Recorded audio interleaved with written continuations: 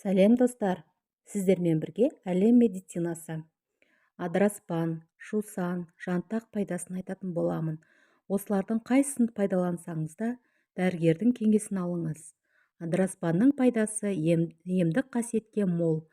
Кейде адыраспанды үйде түтетіп, үйді аластатып тазартуға пайдаланады. Адыраспан шөл далада өседі.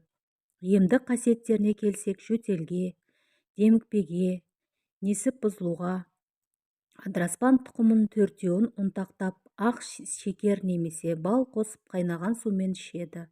Асқазан ісігіне адыраспан тұқымын күніне 3 рет қайнаған суға салып ішеді. Егер бас айналу, көздің қаратуы, жүрек айну белгілері болса, адыраспан тұқымын мөлшерін азайту керек. Күніне 2 немесе 4 тұқымын қолданған жөн. Ақ жусан көп жылдық шөптік өсім, сары түрі бауыр қабынуға пайдалы. Жантақтың пайдасы бұршақ тұқымдасына жататын көп жылдық өсімдік. Қазақстанда кездесетін ең кең тарағаны құрғақшылыққа өте төзімді. Шөл және шөлейтті аймақтарда кездеседі.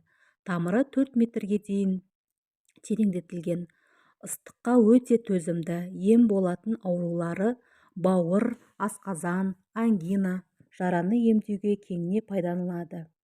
Дене қуатын арттырады. Ауруды басу рөлі болғандықтан көбіне дизентерия, іш ауру, іш өту ауруына және тіс ауруына ем болады.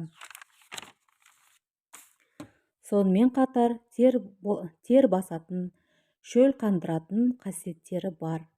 Ал сіз осы шөптің өсімдіктерді қолдандыңыздар ма? Төменге пікір қалдыра кетіңіздер.